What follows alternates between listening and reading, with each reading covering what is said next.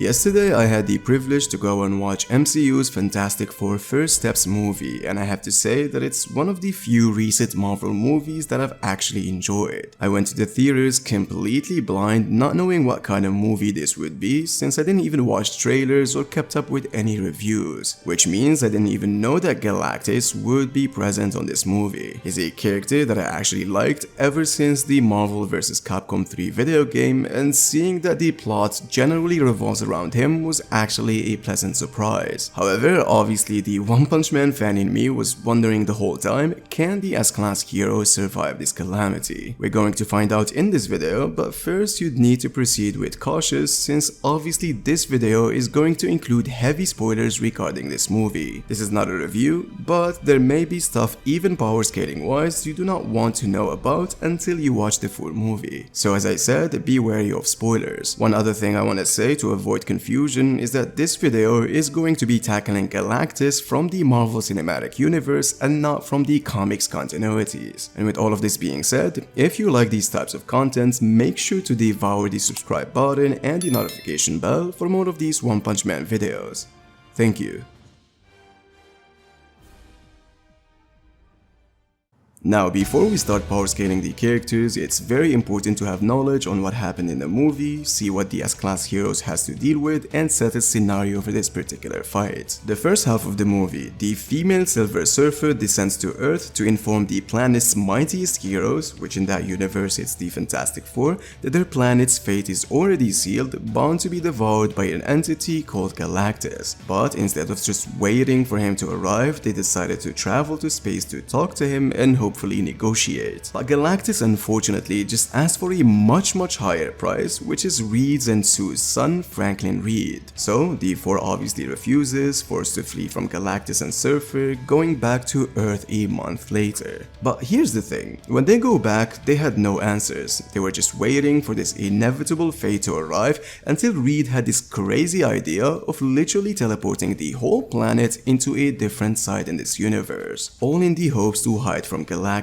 The whole plan, as good as it is, flawed because of the Silver Surfer, so Reed after decided to use his son as a bait to let Galactus approach a single point to teleport him to a different side of this universe instead of teleporting the entire planet. Now, this is exactly where we're going to change things to fit the movie's narrative. Prior to all of these events, we've seen in the first part of the movie that Reed believes that there is a way to travel to other dimensions. With this in mind, he started thinking, okay, what if I can crack the code to open a dimensional portal in the hopes of gathering help from a different universe, which is what I feel like is going to happen in Avengers Doomsday. So instead of going to Earth 616 or 19999, they actually go to One Punch Man's universe and ask the S-Class heroes to help defeat Galactus. The plan would be the same for reasons I'll be discussing later, which is teleporting Galactus forcibly to a different edge of this universe. The Fantastic Four would not be doing the fighting, but instead they'd focus on protecting Franklin, and the S-Class heroes would have to do most of the heavy lifting. So how would this go?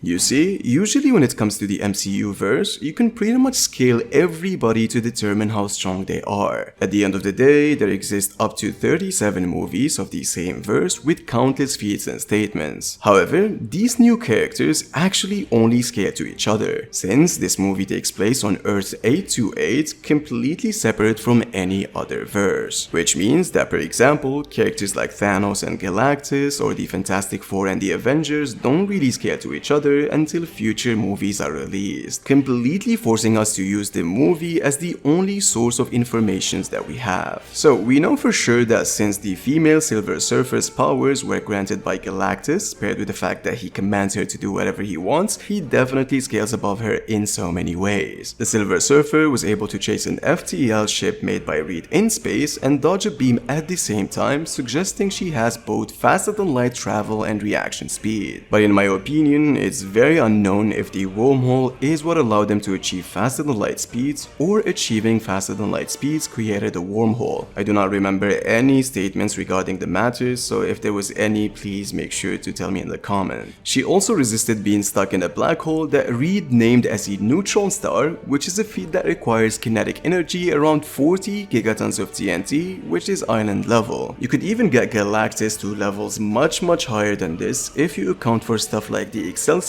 enduring 88% the speed of light, which requires country level energy, or the fact that Galactus himself has consumed planets, which would make him planetary. But since we don't have any proof of how much time it takes for him to consume that energy from his ship that actually does the destruction rather than himself, or that he can utilize the energy he consumes, it's very shaky for now to say that he's solidly planetary. Other statements could possibly upscale him in the future, like Franklin Reed possessing cosmic and infinite power, but for now we do not know how Galactus himself scaled to this level. Now here's where it gets tricky. If you say that Shala Bell has massively faster than light reaction and flight speed due to that feat of her chasing the ship inside the wormhole, and the fact that the ship was able to travel from a neutron star to Earth in I believe 30 seconds, then you get to a problem where you have to grant some members of the Fantastic Four massively faster than light speeds. Johnny in multiple occasions was able to keep up with Silver Surfer and even tag her during the fight, and the Thing was able to attack her when she was chasing or escaping from Johnny. However, since it was extremely difficult to achieve 88% the speed of light in space while getting chased by Shala Bell, then it's safe to assume that they can only access these ridiculous millions of times the speed of light using the wormhole that effect creates, which means Galactus in terms of strength would be above island to country level via feats, planetary via assumptions, and much higher via potential. And in terms of speed, he'd be realistically relativistic plus for scaling above Shala Bell, keeping up with 88% the speed of light. And with all of this being said, can the S-Class heroes stop him from taking the child and by extension devour the planet?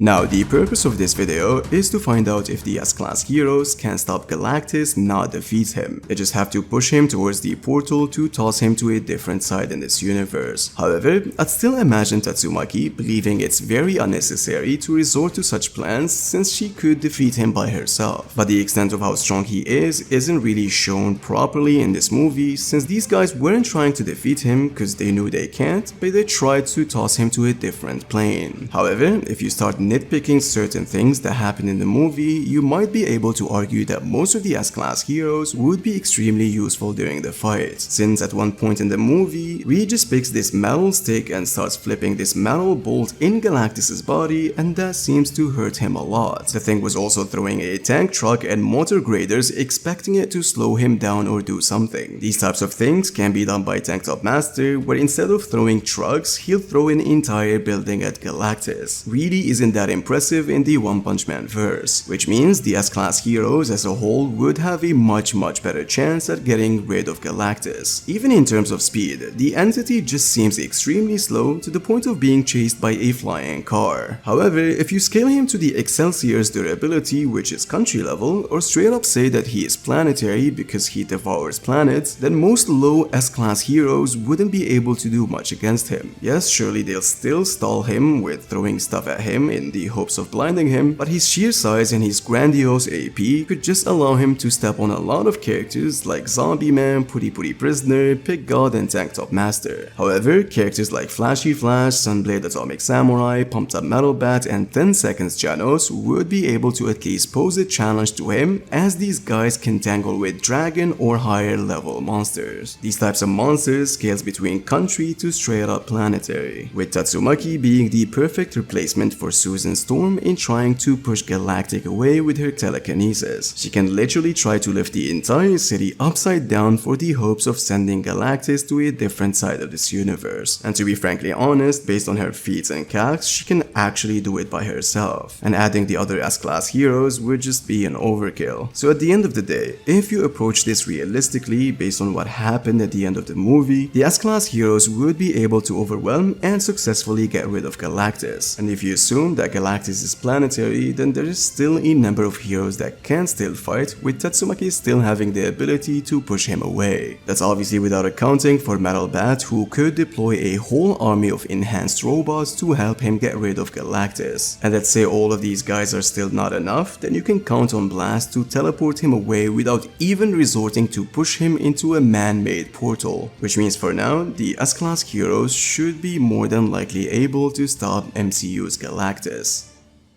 Until next time, please take good care.